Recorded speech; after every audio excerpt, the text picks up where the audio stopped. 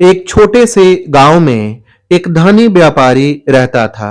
उसका नाम था सोनभद्र।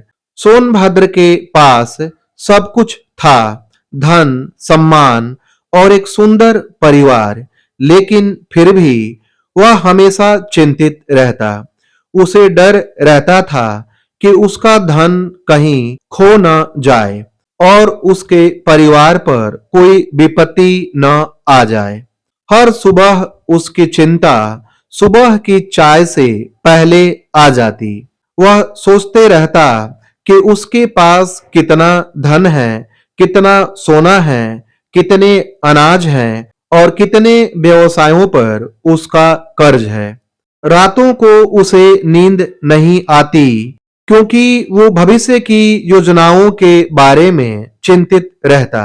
धीरे धीरे सोनभद्र की चिंता ने उसके शरीर और मन को खोखला कर दिया। उसका चेहरा मुरझा गया, उसकी आवाज कर्कश हो गई और उसका व्यवहार कटु हो गया। यहाँ तक कि उसके अपने परिवार के लोग भी उससे दूर रहने लगे।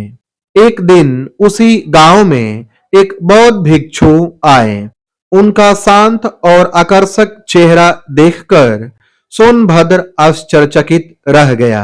उसने भिक्षु को अपने घर बुलाया और अपनी चिंता के बारे में बताया। भिक्षु ने शांत भाव से सोनभद्र से कहा, सोनभद्र, तुम्हारे पास सब कुछ है, फिर भी तुम खाली महसूस करते हो क्योंकि तुम केवल भविष्य के बारे में सोचते हो। तुम वर्तमान क्षण को जी नहीं रहे, बल्कि चिंता में तुम अपने को खत्म कर रहे हो। सोनभद्र ने आश्चर्य से पूछा, महात्मन, तो मैं क्या करूं? मैं अपनी चिंता कैसे दूर करूं? भिक्षु ने उत्तर दिया, चिंता एक भ्रम है। यह एक ऐसा राक्षस है जो केवल मन में रहता है। तुम जितना इसे खाओगे अर्थात चिंता करोगे, यह चिंता रूपी राक्षस और शक्तिशाली होता है। इसे रोकने का तरीका है इसे अनदेखा करना और वर्तमान क्षण में जीना। बौद्ध भिक्षु ने सोनभद्र को सांस लेने की एक सरल तकनीक बताई और कहा, जब भी तुम्हें चिंता सताए तो अपने सांस पर ध्यान केंद्रित करो। महसूस करो कि हवा फेफड़ों में कैसे प्रवेश करती है और कैसे बाहर निकलती है। यह सरल क्रिया अभ्यास वर्तमान क्षण में सांस की चिंता को शांत करती है। सोनभद्र ने भिक्षु की बात मानी और प्रतिदिन सांस लेने का अभ्यास किया। शुरुआत में तो यह मुश्किल था, लेकिन धीरे धीरे उसकी चिंता कम होती गई।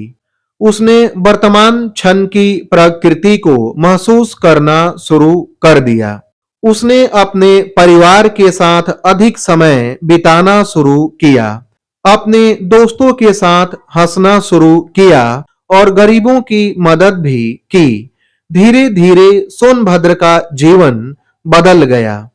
उसे लगा कि सच्चा सुख धन या सम्मान में नहीं, बल्कि शांति और संतोष में है। उसने वर्तमान क्षण में जीना शुरू कर दिया और अंततः एक शांतिपूर्ण और खुशहाल जीवन जीने लगा।